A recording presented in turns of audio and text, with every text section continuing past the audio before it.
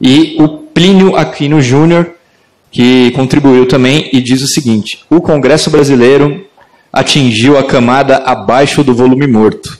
Dali não sai nada. O tema da capitalização irá mover as massas a lutar. Não dá para saber, né? Agora, se ninguém chamar as massas a lutar, é estranho. Se o pessoal quer que as massas lutem, é preciso trabalhar para chamar essas massas à luta, né? O que vai mover as massas é difícil saber, mas sem agitação política, só a direita fazendo agitação política, eu não sei se o pessoal, quando faz essa pergunta, acha que o tipo de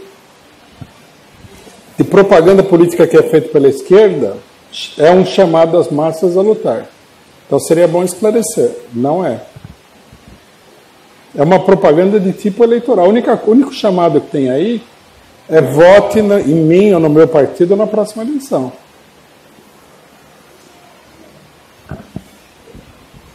Mais uma aqui da internet para passar para o público aqui. Do Gamer Killer. Rui, o que dizer dos caminhoneiros que pretendem fazer nova greve? Quais consequências isso poderia trazer ao governo golpista? Precisa ver qual vai ser a dimensão da coisa, né? Se a greve for grande, o governo reprimir como ele teria que reprimir mesmo, isso aí poderia ser uma primeira crise do governo Bolsonaro, né? Mas é muita especulação, temos que ver o que vai acontecer. Se tiver a greve, tem que ser apoiada, né? Boa tarde, Rui. Por favor, não é uma provocação, uma dúvida mesmo, esclarecimento. Quanto ao respeito à soberania nacional, né, que o partido tanto defende em relação à não intervenção em outros países, o mesmo princípio não se aplicaria à questão Batiste?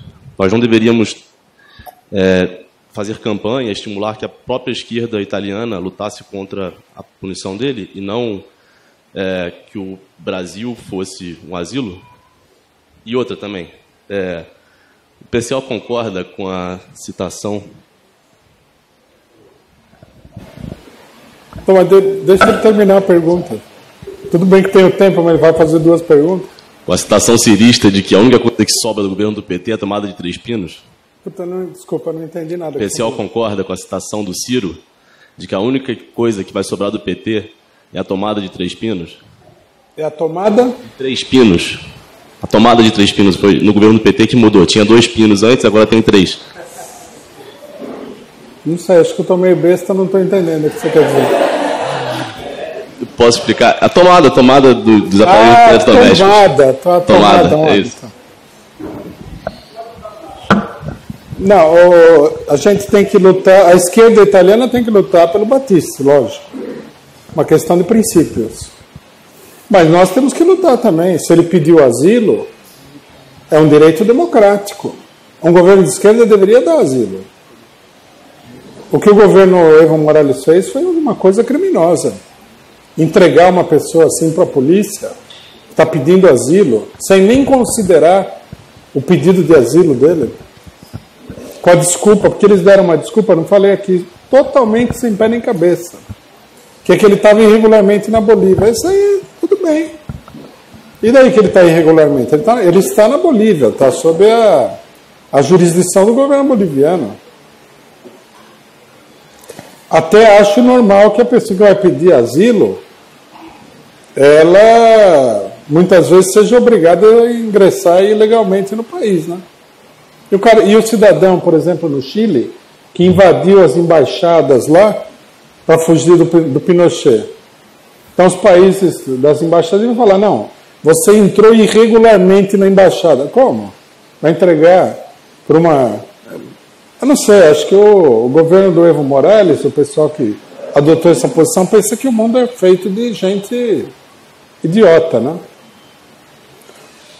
Eu acho, o Ciro Gomes, eu acho o seguinte, O Ciro Gomes fala da sobrevivência do PT, que é um desejo da direita, né, de que o PT desapareça. Aí só vai sobrar a tomada de Três Pinos, como você falou, e tudo mais.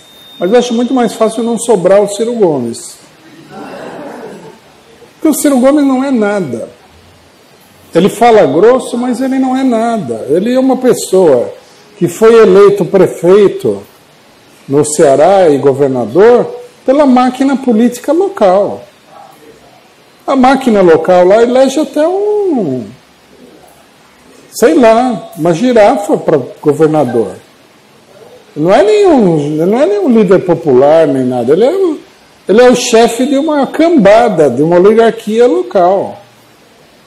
Né? E ele está totalmente mancomunado com a direita. A gente vem falando isso daí desde a época da derrubada da Dilma Rousseff. Né? É que eu não sei direito por que o pessoal gosta desse Ciro Gomes. Tem certas coisas que você não consegue penetrar. Apareceu um cara aqui no chat da análise falando que o Ciro Gomes é mais bem preparado e tal. Eu não sei para que ele está preparado exatamente, né? Mas a pessoa, não sei, se apaixonou pelo Ciro Gomes. Não se sabe por quê, porque ele nunca fez nada de bom para ninguém. Eu entendo, por exemplo, o cidadão gostar do Lula.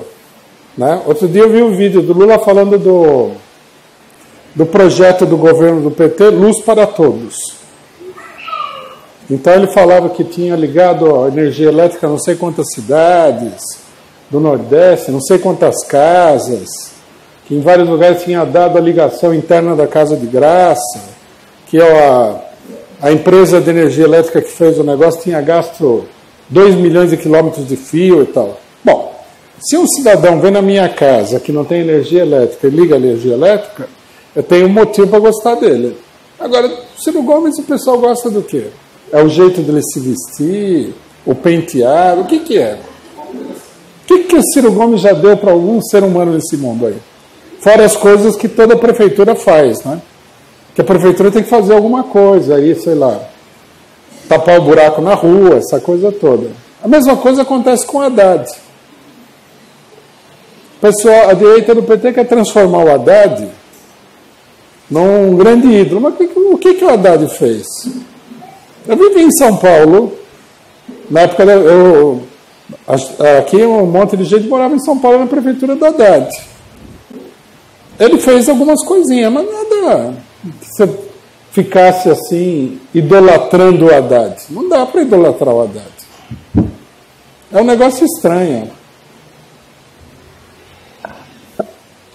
Rui, você fez uma diferenciação que na Bolívia agora o governo Evo passou uma fase de traição, né? Foi uma citou a questão, uma atitude contra-revolucionária. E essa atitude da direita do PP e de setores como o PCdoB, que abandonaram totalmente a luta contra o golpe, é uma traição? Tende a levar a uma crise, por exemplo? Porque também dentro do PCdoB tem um setor que marchou junto com o Lula. E a segunda questão é sobre o problema da questão da Inglaterra, onde tem toda uma pressão, se isso está mostrando que ao lado dessa pressão da direita, existe uma tendência à esquerda que está pressionando, que polariza no mundo, etc. e tal, como uma perspectiva. Aí a questão do PCdoB da traição, o PCdoB está com essa posição há muito tempo, dissimuladamente. O Evo Morales já não tinha mostrado essa tendência, apareceu de repente num ato traiçoeiro aí. Bom, nós já assinalamos várias vezes que o PCdoB é um partido que não merece confiança, tanto que eles estão na manobra do Ciro Gomes para apoiar o Maia, e eles já tinham apoiado o Maia, eles tinham levantado a bandeira de apoiar o Maia na primeira eleição do Maia. É que o pessoal não vê. O que eu acho, sim, que é interessante, é que dentro do PCdoB há duas alas, né? E que uma ala acabou prevalecendo na questão de apoiar o Lula na eleição, de apoiar o PT. Precisaria ver como é que se desenvolve essa luta política. Eu acho que a ala que está contra essa política direitista deveria combater o negócio do Maia. Eu já vi, inclusive, teve pessoas escrevendo aí que apoiar o Maia não é uma política correta, do PCdoB. As mesmas pessoas que haviam falado que tinha que apoiar o Lula na eleição. Bom, com relação à mobilização, sim, é uma contratendência, né? Precisaria ver qual é a força disso daí. Na França tem uma ampla mobilização, mas é visível que a mobilização é estrangulada pelos partidos da esquerda oficial e, em geral, a esquerda não acompanha a mobilização francesa. Esse é um problema muito sério, né? Mas essa tendência está presente aí. Rui, a gente estava analisando o problema do fascismo, né, e dá para ver muita semelhança entre a posição da esquerda no Brasil e da esquerda italiana na época do avanço do fascismo, né? Então eu queria saber se nesse momento que a gente está vivendo agora, né, a capitulação da esquerda, a paralisia pode acabar se tornando o elemento decisivo para o fascismo avançar de forma mais clara, mais acabada, e a gente ter um governo mais declaradamente fascista. O Dória anunciou agora a criação da patrulha rural e o pessoal, ninguém fala nada, né, fica ainda contra o armamento e tal. Não, eu acho que a esquerda deu uma contribuição preciosa aí em tudo que aconteceu até agora. Não é que ela vai dar, ela já deu, ela está dando. As ilusões que foram apresentadas durante a queda da Dilma e tudo foram extraordinariamente grandes. Paralisaram a reação, tudo. Isso daí, ó, por isso que é importante a gente estudar os acontecimentos históricos, né? À medida que a gente mostrou aqui a conduta da esquerda italiana, vamos mostrar agora o mesmo filme repetido na Alemanha. A gente começa a perceber que existe uma lei que determina essa reação política. E que ela se repete em todas as situações. É raro que a esquerda mude de posição. Então, o que os italianos fizeram diante do Mussolini, a esquerda brasileira tem feito diante do golpe do Bolsonaro. Agora nós tivemos naquela fase que na eleição, para ganhar a eleição, que também é uma coisa que a esquerda italiana fazia, que é o seguinte: na hora da eleição, né, aparecem aqueles craqueiros eleitorais, o pessoal grita, bate, xinga todo mundo, né? Se você não votar no Haddad, nunca mais eu olho na sua cara e tal, aquelas coisas drásticas. O fascismo vai ganhar, é o apocalipse, a barbárie, é o fim do mundo. Pá, tem que votar, tem que votar. Teve gente até que veio dar uma como é que se diz? De grande pessoa moral para cima do PCO, que falou, ó, eleição sem Lula é fraude. Na hora que apareceu o Haddad, os craqueiros vieram todo para cima que você tem que votar, né? Com craqueiro não discute muito também, né? Então o pessoal foi. Aí passou a eleição, agora a conversa é o seguinte: não tem fascismo, não tem perigo, está tudo tranquilo. É exatamente, né, o panorama político da esquerda diante da ascensão do fascismo em todos os lugares. E diante dos golpes militares na América Latina e tudo, né? Não vai ter golpe. A democracia... Cada país tem a sua lorota, né? Uma coisa de você estudar é que você aprende todas as lorotas. É uma espécie de lixo que ocupa a sua cabeça, mas é útil para você reconhecer o papo furado dos outros, né? Por exemplo, a Alemanha não vai ter fascismo. Sabe por quê? Alemanha é a terra da cultura, é a terra de Goethe. Aí veio Hitler. Então eles descobriram que a Alemanha é a terra de Goethe e do Hitler. País contraditório, né? Os franceses, então, e a democracia francesa, as tradições da Revolução Francesa e tal, passaram por cima disso tudo aí com a maior tranquilidade. E aí na Itália era um papo, em Portugal era outro, na Espanha era outro, no Brasil era... Em todo lugar a esquerda tinha uma maravilhosa explicação de por que aquilo que estava acontecendo jamais poderia acontecer, né?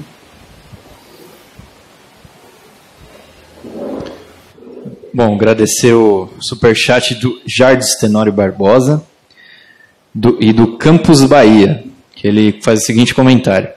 Haddad pode sair do PT e se juntar com a turma do Bozo para invadir e democratizar, entre aspas, a Venezuela, ao invés de denunciar a eleição que ele foi escolhido para perder. Haddad prefere criticar a presidenta do PT. Obrigado também pelo superchat da Carolina Silva. E tem uma pergunta aqui da Elizabeth Novi. Pergunta o seguinte. Rui, sai da pauta, mas uma internauta falou tanto. Tem algo a falar sobre o pré-sal? Pré-sal é dos norte-americanos. E a Amazônia também. O Bolsonaro até falou antes da eleição, né? Olha, desculpa, mas a Amazônia não é nossa, não. Agora a gente percebeu de quem que é, né? Dos norte-americanos. Vamos perder tudo, né? Nós vamos ser esfolados aqui de uma maneira trágica. Se a gente não se levantar aí e enfrentar essa corja nojenta que está no governo, e mais toda a burguesia que deu o golpe, com máxima energia. O caso do pré-sal é para deixar qualquer brasileiro louco de ódio. O Brasil é assim. O Monteiro Lobato, que foi um dos pioneiros da luta pelo petróleo brasileiro, ele insistiu, ele achava corretamente que o petróleo era uma importante riqueza nacional e que o Brasil tinha petróleo, que estava sendo obstaculizado pelas empresas estrangeiras, que precisava lutar pelo petróleo. Bom, e começaram a aparecer os postos de petróleo, teve a mobilização pela estatização do petróleo, que foi parcial, no governo Vargas da década de 50, né? E o Brasil nunca foi autossuficiente de petróleo, e finalmente agora, recentemente, do governo PT, apareceu que o Brasil é autossuficiente em petróleo. Então você pensa assim, é uma riqueza extraordinária. Só que o que vai acontecer? Não vai alterar absolutamente a vida de nenhum brasileiro. O pessoal fica com esse papo furado dos royalties, né? O Rio de Janeiro recebe os royalties da Bacia de Campos há quantos anos? O que mudou no Rio de Janeiro? Nada. Quer dizer, uma riqueza fabulosa, como se você tivesse uma máquina de fabricar dinheiro. E nós não ganhamos nada com isso. Como é possível?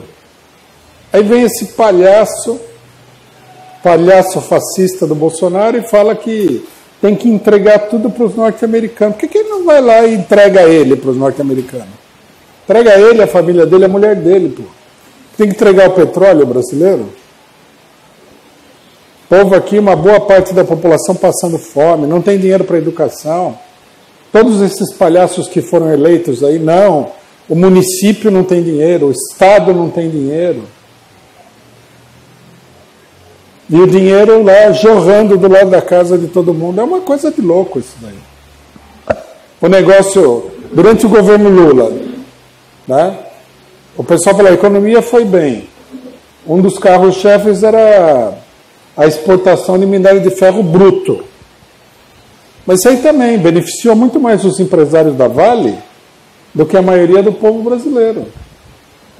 Se a exportação de minério conseguia mudar o sentido da economia de geral, imagine se o dinheiro, o lucro da operação, viesse parar na mão do povo brasileiro. Esse daqui nós estamos aqui diante de um assalto ao país de forma inacreditável. Lógico que a gente tem que reagir, lógico que a luta tem que ser enérgica. O cara fala assim, não, desejo boa sorte ao governo Bolsonaro. Vai desejar boa sorte à avó do...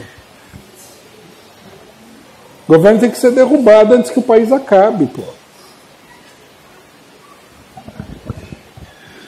Uma pergunta aqui da internet, da Márcia C. Os coxinhas podem comprar essas armas que custam a partir de R$5.000. Como a população pobre e trabalhadora poderia se armar? Esse é um raciocínio muito, né? Se você tem o problema tem que ser colocado da seguinte maneira. São duas questões. Questão número 1. Não sei se o trabalhador tem dinheiro ou não tem dinheiro. Primeiro, o direito. Né? De você não ser impedido de se armar. Por exemplo, alguém argumentaria isso se existisse uma lei que proibisse uma parcela da população de ter algum tipo de veículo motorizado? Aí vem alguém, libera, falando, agora todo mundo pode ter veículo motorizado. Ah, mas o trabalhador não tem dinheiro para comprar um carro, nem uma motocicleta. Não, tudo bem, não tem dinheiro, é do capitalismo isso daí. Mas ele tem o direito de comprar, já é um passo adiante. Primeiro, o que se discute é o direito, não se o cidadão tem ou não tem o dinheiro, primeiro. Segundo lugar, se você tem leis restritivas, o que vai acontecer é que todo mundo que tiver uma arma ou qualquer coisa vai pegar uma pena dura de cadeia. Porque é tudo ilegal. Se o cidadão precisar se defender e arrumar uma arma ilegal, pronto. Se descobrir, a situação dele é feia. À medida que a lei se flexibiliza, isso aí muda. Né?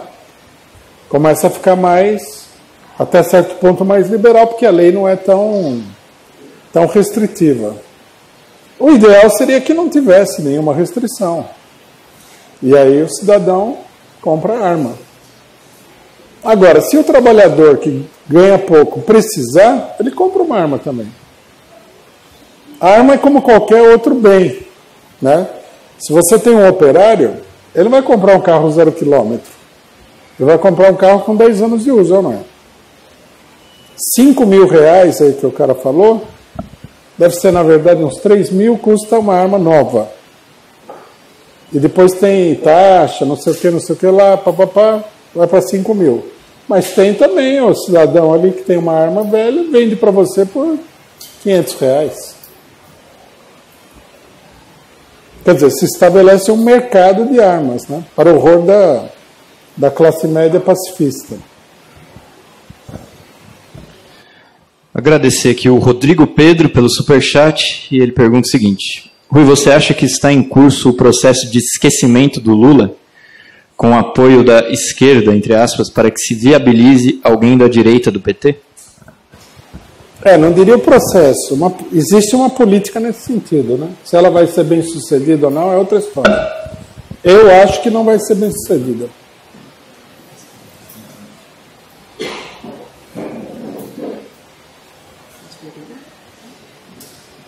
Boa tarde, Rui. Boa tarde, colegas. Minha pergunta é simples, mas pequenininha. Fala um pouquinho mais alto, tá muito baixinho. Boa tarde, Rui. Boa tarde, colegas. É uma pergunta simples. Que eu fiquei pensando, né, como bode expiatório. O PC Farias foi o bode expiatório do Fernando Collor e levou à queda dele. Então eu pergunto se Queiroz não pode ser isso para o Bolsonaro. Né? Embora o filhinho de papai tenha pedido o indulto, né, foi o motorista que fez o depósito, mas o filhinho pediu. Então eu fiquei pensando nessa questão. O que você acha a respeito disso? Pode ser a queda para o Bolsonaro, o Queiroz, ou não, em relação ao PC Faria foi para o Collor? O que você acha? Mas o PC Farias, a gente tem que considerar era uma personagem muito mais importante, né? Ele era o tesoureiro do Collor. O Queiroz aí, pelo que foi apresentado nos jornais, é apenas um laranja de uma operação financeira ilegal do baixo clero político, né? Que é essa operação de contratar a pessoa, pegar a maior parte do salário e tal. E ele estava servindo aí como laranja.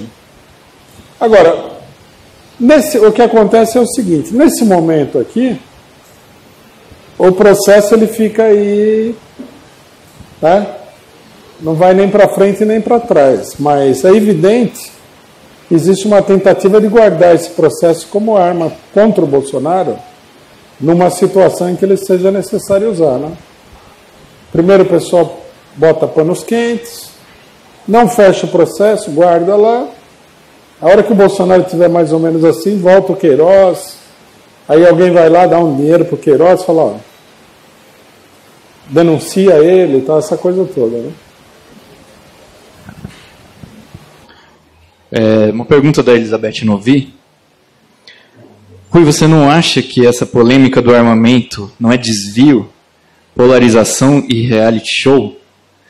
Aqui na Áustria, o governo de extrema-direita também lança a campanha de Zona Zero de Armas, noutra direção, ainda que temos leis restritivas. Política tradicional da direita, inclusive da extrema-direita, é a política de não armamento, de desarmamento. No Brasil, como nos Estados Unidos, nós temos uma posição diferente da extrema-direita, né? Eu acho que a extrema-direita brasileira copia a extrema-direita norte-americana, mas, em geral, o que a extrema-direita quer é proibir o uso das armas, desarmar a população. O governo do Hitler era muito sério na questão de desarmar o povo, Mussolini também. O povo armado é uma ameaça para o governo, lógico. Aí alguém pode falar, não, mas vão armar só a direita. Mas direita é uma coisa meio vaga, né? Quem disse que essa direita vai estar lá sempre apoiando o governo? Agora, eu concordo, eu acho que aparentemente, né, a gente precisaria pensar mais nisso daí. Aparentemente o debate ele é mais um show, né, uma satisfação aí para determinados setores, do que uma questão realmente crucial, mesmo da política do governo Bolsonaro. Então, nós temos que esperar para ver se é mesmo assim. Agora, do ponto de vista da esquerda, principalmente da esquerda revolucionária, o problema das armas é uma questão de princípio. Nós não podemos fazer uma campanha pacifista, porque isso daí é amarrar os pés e as mãos do povo na luta contra a opressão. Então, se o debate está colocado, nós temos que defender a nossa posição aqui. Não acho também que o armamento favoreça nunca a burguesia. O que a burguesia quer mesmo é o povo desarmado. Essa é uma contradição que vem à tona aí no regime político que eles não estão conseguindo administrar muito bem. O exemplo da companheira que fala que na Áustria é zona zero de armas, essa é a extrema-direita. Se tiver um levante da população contra o governo na Áustria, o pessoal vai ter que se armar de faca de cozinha, cabo de vassoura. Melhor do que levar daquilo que pode acontecer nos Estados Unidos, que é a pessoa ir lá com um fuzil de assalto, né? Aí aparece o exército, aparece a política com o fuzil de assalto, você com o cabo de vassoura e né? É chato isso aí. Nos Estados Unidos, a burguesia toda quer desarmar a população. Eles têm medo daquele monte de gente armada. Porque lá tem, em determinados lugares, a pessoa pode comprar até uma, sei lá, arma de pesadíssimo calibre de guerra e tal.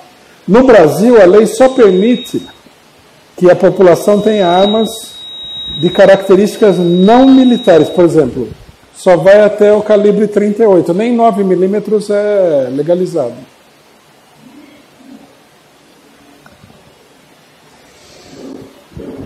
Rui, voltando à questão do curso, né, foi uma analogia do que a gente está vendo no curso. Ao mesmo tempo que você tem um acúmulo da classe operária, desde o fascismo do século XX para o de hoje, tem parte da esquerda que, digamos, não evoluiu, continua com a mesma mentalidade atrasada, capituladora e traidora do passado. Mas eu queria que você colocasse quais são os elementos fundamentais novos, né, da classe operária e da burguesia no século XXI em relação ao que foi lá o fascismo na Itália e tal. Não acho que haja elementos novos, com exceção do fato, né, de que na luta de classes, as classes sociais aprendem da experiência, principalmente a burguesia, né? Mas a classe operária também, por exemplo, nós estamos dando o curso e nós estamos aprendendo da experiência. Nós não estamos aqui divulgando essas tradicionais ilusões sobre o fascismo, né? Nós estamos estudando de maneira mais séria o problema do fascismo. Agora, as coordenadas aí, elas são as mesmas. Não tem muita diferença, não. Eu espero que a gente possa explicar bem isso aí no curso, né? Porque o curso a hora que você planeja o curso é uma maravilha. A hora que você começa a explicar, aí parece que as coisas vão aumentando de tamanho, né? Todo curso que a gente dá aqui, acontece a mesma coisa.